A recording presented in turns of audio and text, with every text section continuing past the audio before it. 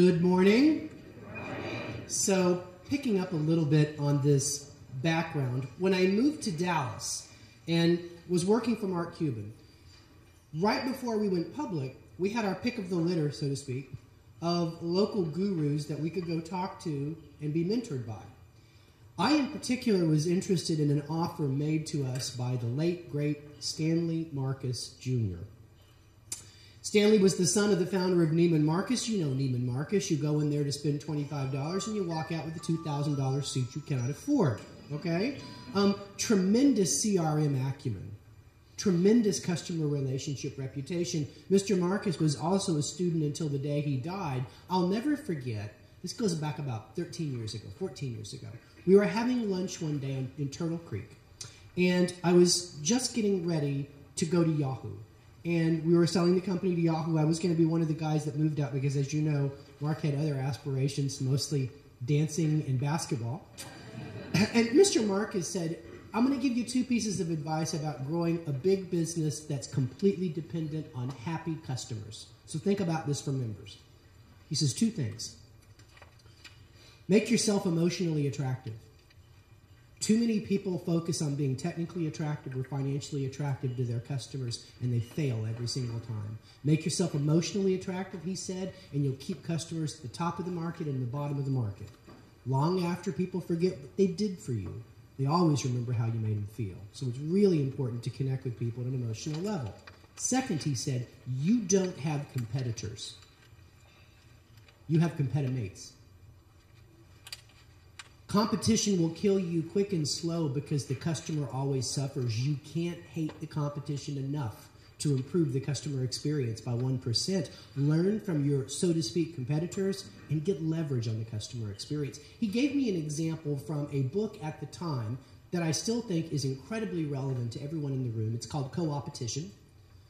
Co-opetition basically argues that collaboration outside the lines, across the lines, behind enemy lines, whatever, is a surefire way to dramatically reduce your cost of doing business and bring innovations to market that improve the customer experience. The example they use is American Airlines and United Airlines. Now you can guess they don't like each other, and it goes back a long ways. They have all kinds of jokes they tell about each other's attendance. But in the book Co-opetition, the author points out that 3 days out of the year, like a bunch of wrestlers at Denny on Saturday night, they put down their differences, they lock arms, they share all information, and they march to Seattle to pitch Boeing, and then they pitch McDonnell Douglas when they buy their planes. The more they collaborate, the cheaper the plane gets because they develop information leverage over the manufacturer. There are multiple studies about how this works. Now, I mention this to you because, part of this conference around connections has to do with collaboration. And while you would say, well, there's no competitors in the room, the scarcity mindset defines anyone that is not us as a competitor of sorts. For whatever reason, we define information as power, and it's really hard to share the good stuff with other people at events like this or even when you get home. So I really want to challenge everyone in the room to think about making those powerful emotional connections, because what I've learned in the research is that if you don't get relationships right inside the association, and you don't create that abundance mentality inside the staff, you can't share. You can't collaborate generously with the customer in front of everything, even over you. So that's what this talk is about today. It's about a couple of value propositions and a couple of ideas about how to really defeat the scarcity mindset, not enough to go around, and really grasp the idea of how do we create relationships. I won't make the leap to talk to you about how we create member relationships. I think you'll get that. I really want to focus on making internal connections. The talk will draw equally from not only the book you've been given, which you can read, it'll draw from another book I wrote called Love is the Killer App, about how we create lifelong relationships. I've always believed that relationships are when a series of associations take on an emotional quality. That's what it is. You see someone, and eventually, at some point, you develop an emotion-filled attitude. And that's when you have a relationship. It can be a good relationship, or it can be a bad relationship, like the one you might have with Verizon customer care. But the point is, Over the course of time, a series of associations and transactions take on an emotional quality. So the question is, how good is it for us, and how can we make it better? For those of you in the room on the Twitter, the hashtag for the event is here. I am Sanders Says. We'll be looking at all the tweets that go out from today, and I'm going to give a free book of my choosing amongst what I think is the most appropriate for you and what you're doing to the sweetest tweeter, meaning the person who's sharing the most from this conference with people back home. Because that's really the value of Twitter and hashtags at events like this, is for you to share with your friends and your associates the stuff you're learning at events like this, so they can absolutely be jealous next year. People ask me all the time, why do I focus so much on people skills, emotions, human connections when I'm a tech guy? Broadcast.com, Yahoo, bunch of consulting work at early Facebook, what I'm doing now in tech world. The reason why is because people are the center of technology, right? I mean, where there's a process, there's a person behind it, no matter what you're talking about. All technology does is helps us scale human processes to the opportunity. Let me illustrate it this way. The reason that connections and the human experience is so important was best revealed in a book. I love this book. It was written a decade ago. It's still incredibly valuable today. It's called Information Masters by John McKean. What John McKean studied is the organization, be it trade association, government, or corporation, that has become an information master, which means they have a near perfect leverage and application of incoming data and information to produce a positive customer output. He studied a lot of organizations. He studied, for example, why Walmart defeated Sears on their way up with 1/10 the IT resources. Much to my chagrin, later in a white paper, he studied why Google soundly defeated Yahoo by 2004 with 1/40th the IT resources of Yahoo. And what he uncovered was a real aha moment. After studying over 9,000 organizations, what he did was he studied where we put the money and where the results come from. And what he found out is that the problem in technology application, whether it's for member services, whether it's for how you run your internal organization from a supply chain, all that stuff, the problem is we totally rely on the tech. 92% of our time and money goes into information and technology. And in the research he found, it produced exactly 25% of the customer value. 25%.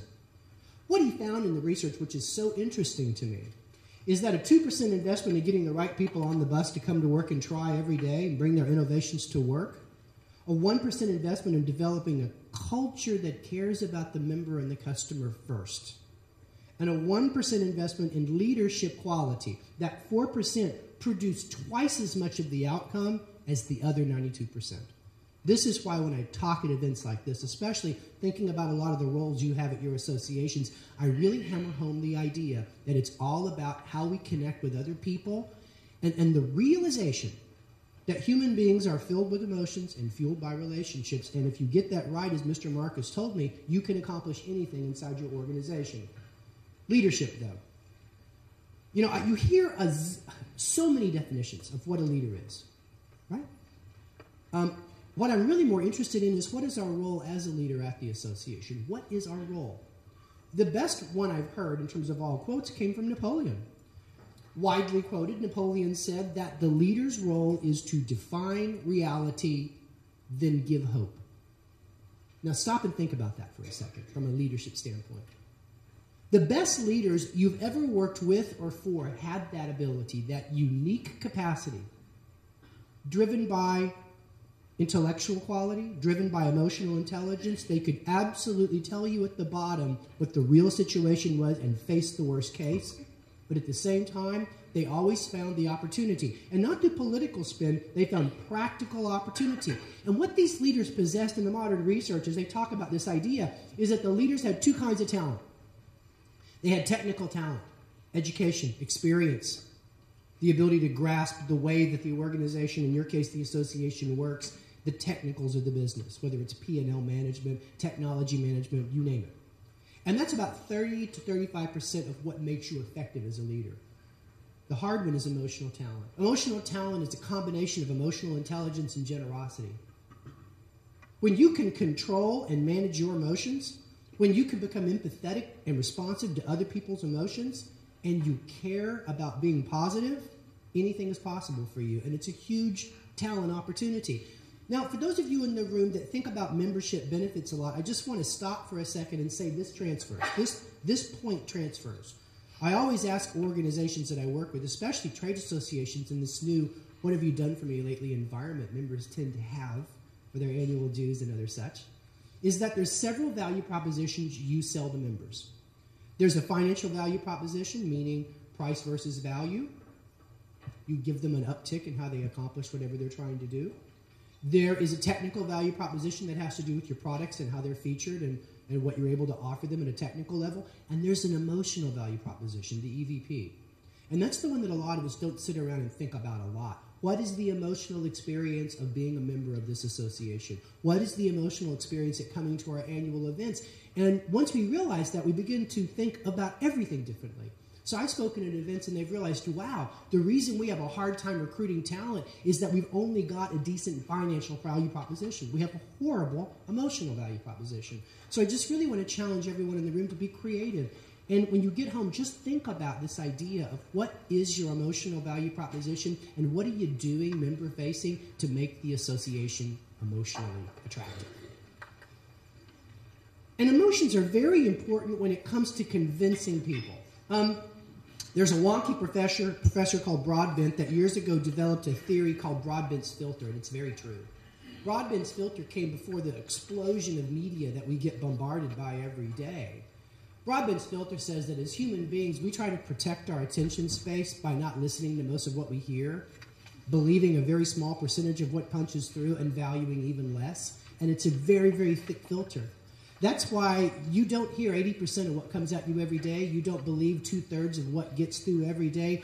And of takeaway points at the average conference, you're good to value 3 enough out of an entire 2 or 3 day conference to go home and actually change behavior or leadership style. So it's a very tough filter. This is a filter you're always having to punch through with the people that you work with the members. But what Broadbent realized is that there is a shortcut around the filter, a complete bypass shortcut. It's this little part of the brain called the amygdala, the emotional brain. The amygdala is the "oh no, she didn't say that" part of your brain that hijacks you when someone says something that you consider insulting, especially if they type it in capital letters over email. The emotional brain is 35 times more powerful than the rest of the brain combined in terms of its ability to generate your reaction. So when you develop a powerful emotional connection with someone inside your group or with a member, it is the ultimate workaround to convince them. And that is really important. Whatever you're doing, you've got to be convincing. And this whole idea then says, when we make these emotional connections, we change everything. All that being said, no matter how much I try to convince you that emotions are important and generosity is key and collaboration is really the path to innovation, there's a roadblock in your hero's journey to be effective at work. And you've got to get over this. And Today We Are Rich is fundamentally about this idea that there's 2 kinds of people in the world. The default culture, not enough to go around, primal. When times get tough, we want to hold on. We think information's power.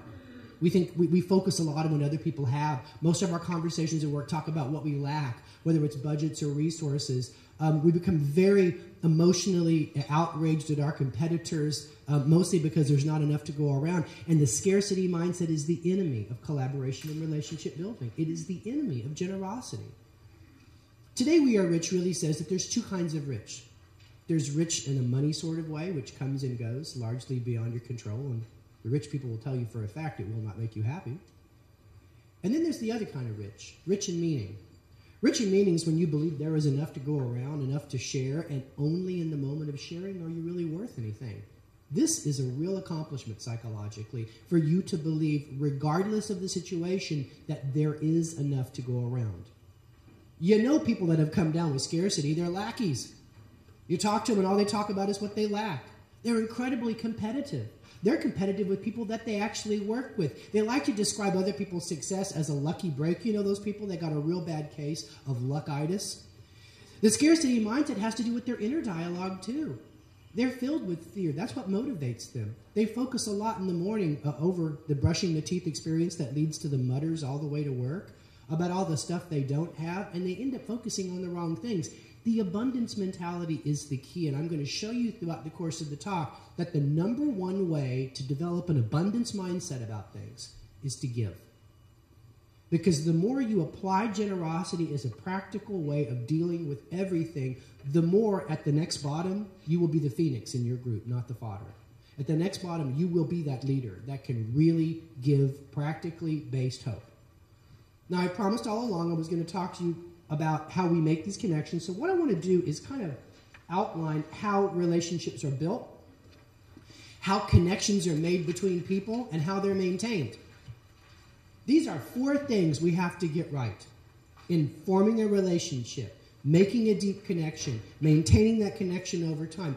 And these 4 things are difficult if you don't believe there's enough to go around, enough to share. If generosity doesn't lie at the heart of everything you do at work. So what we've learned is the foundation to being effective at dealing with other people is friendliness. Think about it as friend or foe. There is a piece of research, a gentleman here from Austin, Bert Decker, he has a company called Novations. He studied this idea. It's called the Gatekeeper Effect. Friendliness means that I communicate to you, I like you, and you perceive that. And you usually reciprocate saying, well, I like you too. That's the whole friendliness circle. And that friendliness is a communications phenomenon. Decker learned when someone perceives that we are not friendly to them, our brain shuts down. Broadbent's filter becomes very, very thick, almost absolute. Friendliness is the foundation of any relationship you have. For example, my son works at Apple. I'm thrilled to say that because he went to film school, which means he should be working at Starbucks across the street. So he works at Apple. He's been there for almost 6 years. Again, I'm just thrilled to say that, right out of film school. And what he explains a lot is, what does user-friendly really mean? And this is really important to a lot of you. What does member-friendly really mean? User-friendly or member-friendly means that everything you do from an engineering standpoint is done with incredible compassion for the emotional experience of the user. Everything starts with the user and works backwards. It doesn't start with your spec or your budget or your partner chain and work forward. That is a backwards way into creating a positive member experience. It all starts with asking yourself, what does the member go through emotionally? By different types of members psychologically, by different segments of members, and to build everything with communicating friendliness in mind. A lot of what Apple learned about user-friendly design, learned from Sony. You remember Sony Walkman, Sony Style, that was an empire. Sony's idea was that user-friendly means that you put the power button where the customer thinks it should be. Think about that. Everything they design starts with, what does the customer want? What does the customer expect? What experience would be natural to the customer? So when you think about how your iPad or your iPhone or your MacBook Air was designed, please understand everything started with the human experience of using it, the intuitive experience and how it should work, how a 4-year-old should expect a computer to work, and that's how they built the iPad. So I just challenge every single one of you, friendliness is a technical issue as well as a human issue. Now, the other way to think about friendliness has to do with how we communicate with each other.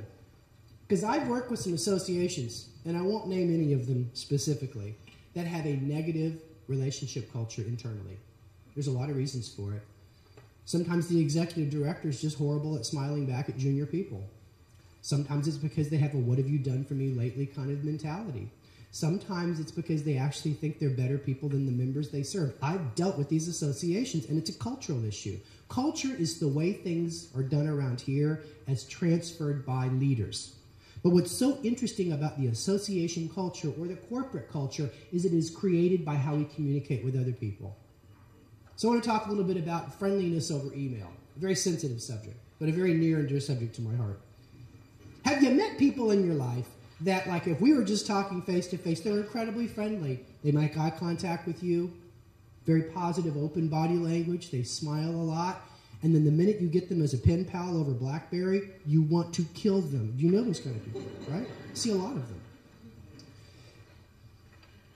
One of the things that I've learned as a person who studies emotional talent is how important it is to understand how people decode your intentions based on clues you give them.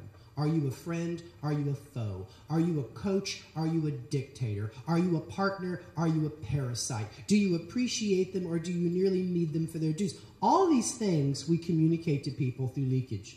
But what's so interesting, and this is Morabian's research, is that as we decode these things with other people, we mostly believe what we see, then we believe what we hear, and the last thing in the world we believe, and we believe it very little, is what we read, especially on a screen. Yet we live in a culture where, 60, 70, 80% of your communication is over email, right? And what amazes me is that we don't teach email etiquette to new hires before we give them the trade association and their email address and high-powered digital weapons. We usually train them when they've made a major gaffe that threatens the brand. So I want to talk to you about friendly behavior over email and how you create connections internally and externally. I participated in a study with Pitney Bowes, 30,000 people just like you, and we found out that improper use of email is the number 2 source of relationship issues and stress at work, second only to change. Okay? So here's a couple of rules we learned from the study. Rule number 1, no bad news over email. This is a hard one to live by, but this will change your culture. Email is appropriate for saying yes, maybe, or exchanging harmless data. If you want to say no, if you want to criticize me, if you want to disagree with me on an emotionally charged issue, if you want to bring up an issue that you know is a flashpoint, fool, pick up the phone. Right? Because the research, go back to this. The research is very clear. You are 5 times more likely over the phone to communicate to someone, we are in this together and I am your coach, if I'm being honest. But over email, you will fail every single time.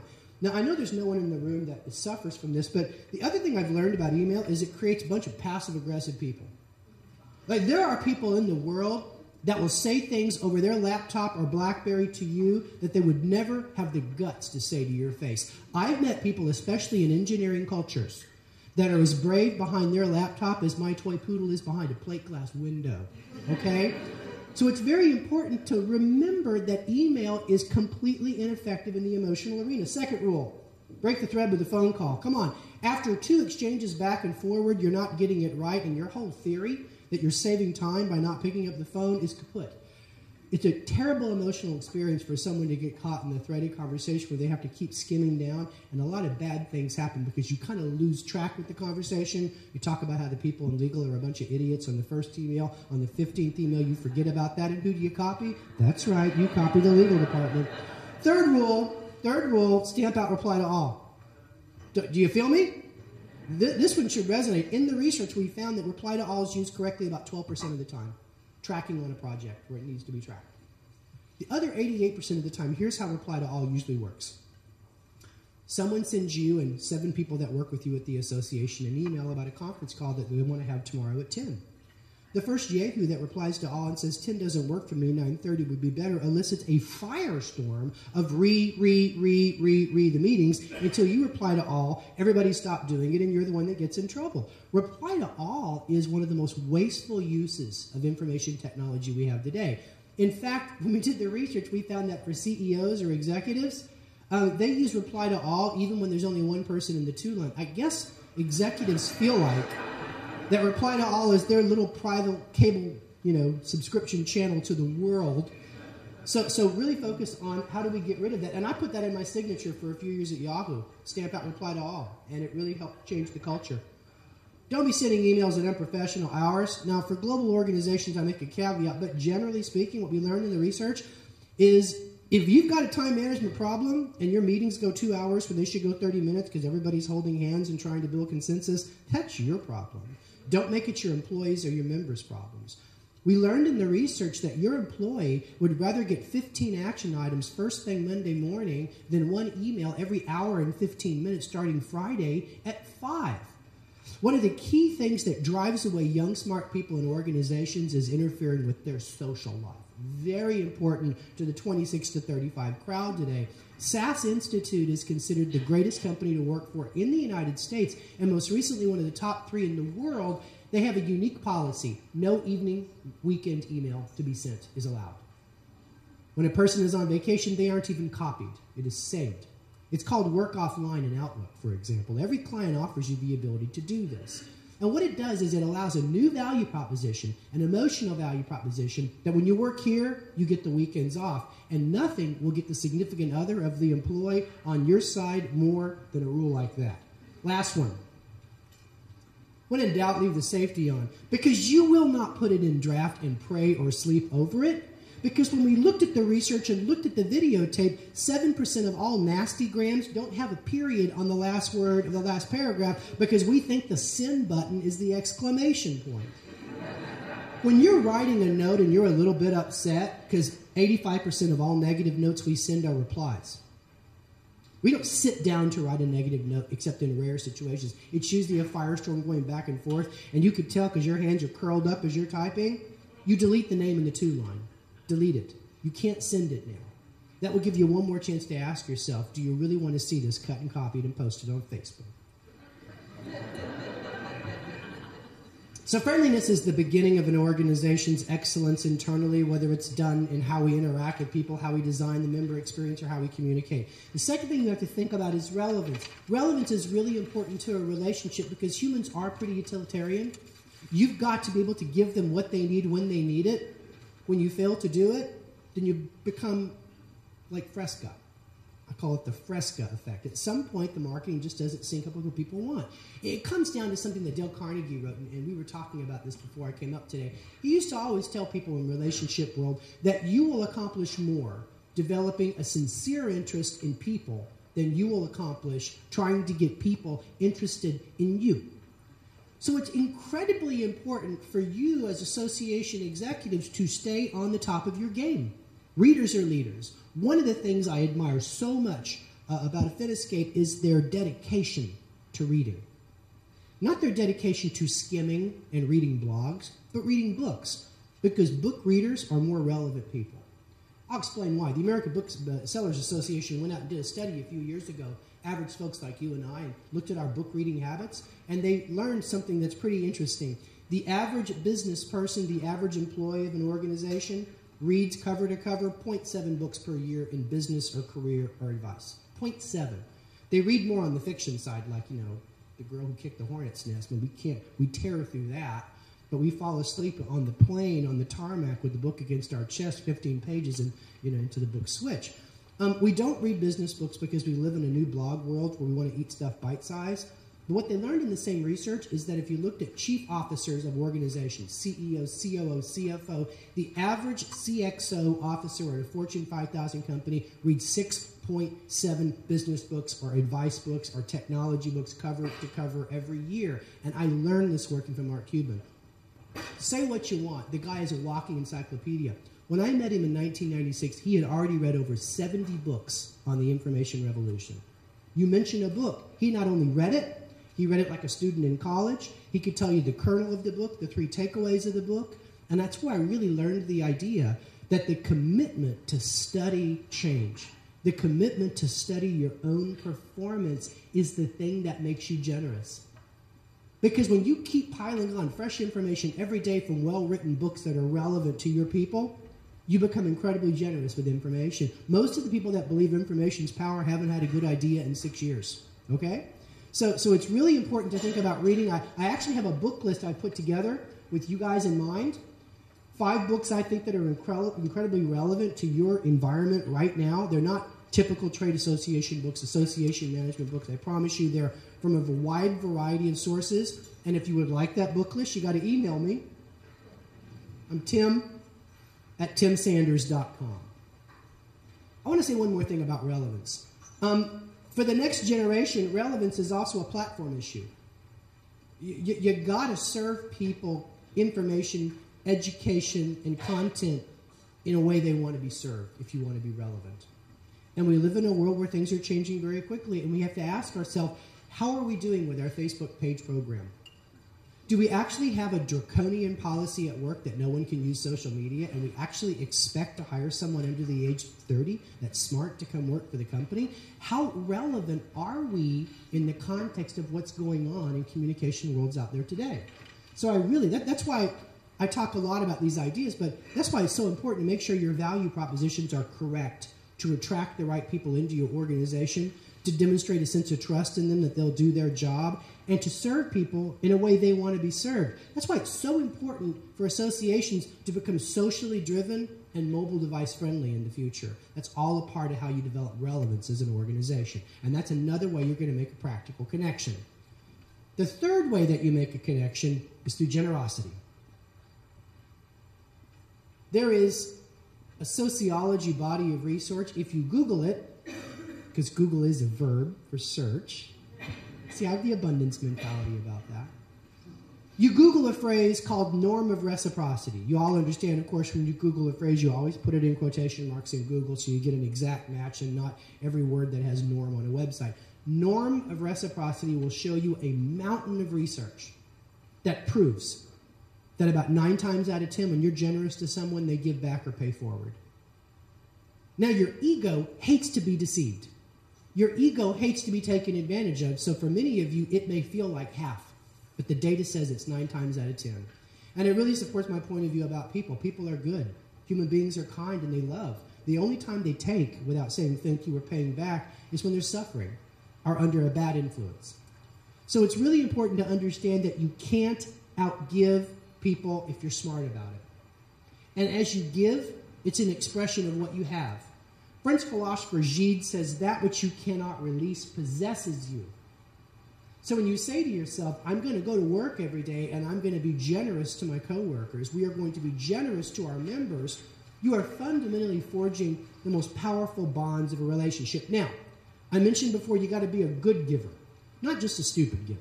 I'm not saying that you go to work and you pass out petty cash and excuse people for being late or missing work or comp members right and left so they'll like you. That is not scalable over the course of time. I've learned that we give things at a different level of intangibility. I want you to think about something. I want you to take just a second to identify in your mind the most generous person you've ever worked for or with. The most generous person in your life's career. He or she gave you so much. You owe so much of your happiness and your success to what she gave you. Can you think of that person? Because we all have one. It may go back to college. It may be a person we work for right now. But can you identify that first name of that generous person in your business life?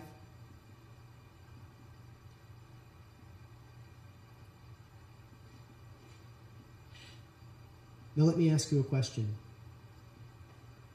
What did she give you? Was it money? Was it stuff? Or was it invisible? Did he give you advice like Stanley Marcus gave me? Did he make introductions and network you around? Did he encourage you? Did she love you at a time you needed to be accepted? Are these the things you got from the greatest person you've ever worked for? These are the things that you can't give too much away of. These are the intangible things: knowledge, network, compassion. The more you give, the more you get through the feedback loop.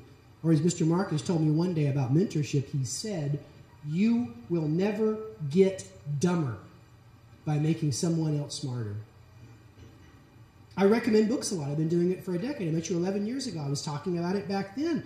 The more you recommend books, if they're good books and they add value, guess what you get in return? You get a lot of book recommendations. I am awash in good book recommendations today because that's how the feedback loop works. One of the best ways you can go to work immediately and create a collaborative connection culture, say that quickly, is mentorship. And I mean ad hoc mentorship, like Mr. Marcus just picks me. I don't work for him. He picks me. And what I begin to understand is, how does mentorship really work? Because we all need to have a mentee. That's how we grow as people. That's how we create a culture of generosity in an organization. That's how we create bench strength for leadership, don't we? But how do you do mentorship? How do you do it respectfully? How do you do it in a way that's progressive and builds relationships? What Mr. Marcus taught me was this. A mentor is always on the lookout for their next mentee. And the mentor is looking for a person in transition. That's how you identify them. A person in transition that has a knowledge gap that you can do something about. You can show them the ropes so that a stranger in a strange land can get traction quicker. You can share your experiences. You can share your knowledge to help a person go from medium success to greatness. And you will see it. I mean, how many times have you worked with a newbie and you could tell right away there were significant deltas in what they did or did not know in their experience or their knowledge bank? That is your clue that that is your mentee. Your mentee is not just the person that reports to you, because that is not always the best relationship for candid feedback. Your mentee is the person that needs you and only you can be that person's helper at this time. And then you engage with them. You engage with them on a curriculum. Mr. Marcus and I had lunch about every other week for a protracted period of time, and he had a plan for me. He gave me assignments in each one of these engagements. It was like Yoda meets Dr. Phil. But the most important thing he did was he empowered me. He didn't do this to dominate me and to develop mind share over me or to be vicarious in my success. He had a graduation date in mind. I'll never forget our last lunch. He looked at me at the end of the dessert tray and he said, "Son, we're done. I've told you everything I can tell you." And then he says, "Let me ask you something. What do you know about this interweb that I don't know?" Because he's like 81 at the time. And in our last mentorship, he opens up what he calls the mentorizing loop. And he allows me for a minute to mentor him, reverse mentoring. And that's what he meant, is that as you give and you give and you give, at some point you can open yourself up to receive, and you will find out that many of the people that you identified, they're in transition going up for a reason, and they have something to give you, and you will never lose from the exchange. The last thing I want to say about generosity is this. Always think about all the things that you have and all the people that look up to you at work, that want to be you when they grow up. And always remember, when you're dealing with someone at work and they have a behavior that for whatever reason doesn't resonate with you, you've got to really ask yourself, what is that person's Tiny Tim story? I used to always say this at Yahoo, is that at the heart of compassion is that simple idea that most of the people in your life that make you crazy have problems they're dealing with that you don't know about. That's what I call the Tiny Tim story. And I used to do this to the young Yahoos. They come to work, and they'd say, I think we should get rid of Greg. He's a jerk. He's being rude in meetings. We should throw him out. And I said, have you done your research on Greg? And every single time I give them the assignment first to go find the Tiny Tim story, almost to a point, they come back and say, well, guess what? Greg's been living on his buddy's couch for the last 2 months because he got thrown out by his wife. He hasn't been eating, he's off his medication, and you begin to understand the story behind the story, and that lies at the heart of you as a compassionate person. After generosity, there's one more stop in meeting great connections, and I'll finish with this idea: empathy. Empathy is your ability, your capacity to see things from another person's point of view and to respect their feelings. One of the greatest psychological benefits you can give another human being that unleashes love and trust and collaboration and the abundance mentality is when you send the following message to them: you are not alone. You are not the only one in the world that knows how you're feeling, and I respect your feelings as facts. I tell this to authors all the time they're going to write a book. The worst kind of book in the world to write is a book that's helpful and gives good advice. They sell by the six-pack, okay? If you want to write a book that works, you need to write a book that validates people. I did that with Love is the Killer app. I told other people that are loving creatures, you are successful because of who you are and not despite who you are. And the people in your life that have told you you're too nice and generous are absolutely jealous and have the scarcity mindset about what you're accomplishing with less. And people resonated with that book. Just like in your world, if you can show empathy to a staff member or a member, you can absolutely unleash reciprocity and develop an incredibly powerful relationship. If you looked at your relationship quality on a scale of 0 to 10, empathy is the only way to get to 9. But empathy is tough. To be an empathetic person, you have to be a deep and powerless listener, and that is really hard. Because often we are shallow and powerful. We listen for clues, we jump to conclusions, and we tell people they shouldn't feel that way, and we call that good management, and we wonder why we're pushing everybody away in our life. So I want to reverse this and think about it completely different. So mood is important. The mood state at work determines the quality of the work at work. There's really good research on this. HeartMath learned that if you're in a bad mood, your brain leverage capacity drops to around 3 to 2%. Only in a Disney movie are depressed people, scared people, actually good on the playing field, okay? In the real world, HeartMath studied that a negative mood state decreases our critical thinking skills, causes us to become emotional creatures and to do regrettable things on the flip side. When we've generated a positive mood state at work through recognition, inspiration, reward, challenging work that is not anonymous, when we do all these things, the body responds different. Whereas a depressed person produces cortisol, which is what combats your brain leverage capacity, an inspired person at work's body produces DHEA, an enzyme that some of us actually take as a supplement to be more alert. But when the body produces DHEA in response to a positive mood state, it has an exponential impact on our alertness. HeartMath learned that people that are inspired and hopeful and happy at work leverage 30% of their brain's capacity. When I see two organizations, one that has a negative mood state because of poor leadership, one that has a positive mood state because of strong leadership, I see chemical warfare. I see an organization that's 10 times smarter than their competitors. So the mood state matters. And one of the greatest things you can do as a manager is walk around and read people correctly and be empathetic when you spot negative emotions. Now, you say all the time, well, it's really hard to read people. Actually, it's not hard to read people. It's one of the easiest things you'll ever figure out. Have you seen the show Lie to Me on Fox? Based on a real body of work, Dr. Paul Ekman studied for over 40 years at UCLA across the world, every continent, from New Jersey to the jungles of New Guinea. I mean, he went everywhere in the world, dealt with tribesmen, dealt with people across every continent. And what he learned is that as human beings, we leak emotions. No matter how much you think you can contain your emotional state, you give people at least 6 seconds that they could read you like a book. He's trained policemen. He's trained world championship salespeople at IBM. He's actually trained 4 World Series of Poker champions, okay? He really understands that 9 times out of 10, you can accurately read someone based on emotional leakage. So I'm going to show you very quickly 7 pictures, and I guarantee it will start a process for you. He's learned that you can triple your ability to accurately read people by just spending an hour working on this, and after I show it to you, just watch the next episode of Friends with the sound off and test yourself, and you begin to realize how accurate this really is. Anger. When a person is angry, you can always tell because of what Jane Goodall calls the simian orange slice. We share this with primates. About 30 muscles come together and create what looks like a quarter of an orange. That's how she saved her life. Many occasions is when she saw the simian orange slice, she knew she had to get out of there. Same works with human beings. You can read this every time. When a person has contempt, look what he's doing with his chin. He's popping that chin up and looking down his nose at you because you are beneath him, and he doesn't even know it. That might explain that first dinner with the in-laws. Then there is disgust.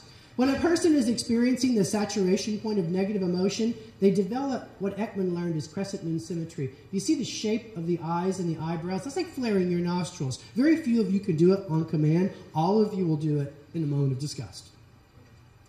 Then there's fear. Okay, the ears get pinned back, the eyes get wide, but the telltale sign of fear is the display of bottom teeth. We also share this with the primates. Even if you're self-conscious, 9 times out of 10, fear is easily read by the display of the bottom teeth. Surprise is exactly the opposite. Yes, the eyes get wide, but we actually cover up our bottom teeth with our bottom lip as a defensive measure. In North American culture, women are known, when you're told something shocking, to put your hand over your mouth without even knowing you've done it. It's really easy in a meeting to know when somebody didn't know what you just said because of the way they defend you being able to read them. It's one of the emotions we try to cover up all the time. Do you know why this is important? Think about it this way. You go to work someday and say, we're changing the compensation plan. You're going to get a range of emotions. I can't believe you're doing that. This is the 3rd time you've been doing that, but you've been raising membership fees. I'm sick and tired of this. I'm going to lose the house. Just tell me more. See how easy that is to really become a much better leader and to be able to actually show more empathy? Happiness, by the way, isn't just a smile. Happiness actually starts at the back of the head. Watch it the way a baby smiles. When a baby smiles, they don't smile like this. We learn to do that. A smile crawls across a baby's face, doesn't it? Because the back of the head is pulling, which means that the eyebrows don't move. They are faking it every single time. So when a person smiles at you, don't look at the teeth, look at the eyes, and you'll know if they're really engaged. Finally, this is interesting. When a person is sad, they may not tell you. The body language varies across cultures. They don't always cry. But when a person is experiencing sadness, they forget to hold their head up straight. You realize you have to hold your head up straight. Your body doesn't normally do that. And when people are sad, they tip their head. Lefties tip their head to the right, righties tip their head to the left almost every single time. Test me on this. Go to a sad movie, sit towards the front, turn around during the sad, sad moment, and you will see a crowd full of head tippers. You can actually study this at pauleckman.com. I'm telling you, your ability to empathetically and correctly read people in the room can help you manage mood state at work, can help you manage connections at work, can help you turn a bad collaboration meeting into a good collaboration meeting. And I'm going to make one last point to really underscore all of this, though. When you found emotions, feelings are facts. See, the problem with us is that we get so full of all our emotions, especially during tough times of scarcity, that it's about us. And other people's negative emotions just irritate us. Men, we're the worst, right? You say, just shut up. I'll fix it. I'll break the guy's neck for you. Just don't talk about it anymore. We get so full, we go to work unavailable emotionally. And that is the ultimate roadblock to making powerful connections. I learned this not from a study or not from some survey or not even reading a book. I learned this when my kid went to college. When Anthony went to college, it was such an exciting moment, empty nest. His room becomes my gym, man cave. I can go out of town now and not worry that they're having a Jay-Z level party back at the house while we're gone. It was an exciting moment. If you're parents, you know what I'm talking about. And I'll never forget the day he went to college. I was doing a gig like this, so I couldn't go with him. So my wife packed up everything in the truck. And when they drove away, I stood out in the front yard. The air smelled good. The eggs tasted good that morning. I love the kid, too. I waved, goodbye, Anthony. I'll see you at Christmas. And the car drives away. And the minute that truck turns left on Sycamore and the taillights disappear behind the tree line, I just get a lump in my throat. And it's like a gremlin showed up and punched me in the gut and said, do you think you were really a good father? Because he's going off to college. It's over. And the slideshow started. Parents, you know what I'm talking about. The slideshow goes all the way back. Goes all the way back to when they were little. And they totally depended on you. It goes all the way back to those days when he and I on Saturdays would play PlayStation 1 and talk about how we were going to fix the world. It all goes back to those key moments in his life that we shared together, and I started to really miss him. And I started to really wonder, should I have traveled 300 days a year during the last 4 years of high school? Did I really give him the encouragement he needed? Have I got this right? And it really is tough for you as a parent to let go of that reality. And I guess I did not feel bad enough. So you know what I did next? I went into his empty bedroom to feel a little bit worse. We do that. You walk right in the house. You go right to the bedroom. The soundtrack starts in your mind. And I go into his bedroom, and there is the beanbag chair that we spent a lot of time in playing that apparently wasn't cool enough for college. And his desk, which was too big to fit in the truck, was remarkably clean, except for one item, a picture upside down. When I turned it over, it stopped my heart. It was a picture of my son, Anthony, first year Little League Baseball. You know where they're holding the bat? He's got that look on his face like, go ahead and hit me with the ball. I get to go to first. And when I saw that picture, I realized how ambitious he was, how courageous he was, and how much I admired that little squirt. And I started to feel really bad because as a parent, that's not the kind of thing you talk about that last 2 years, huh? What do you talk about?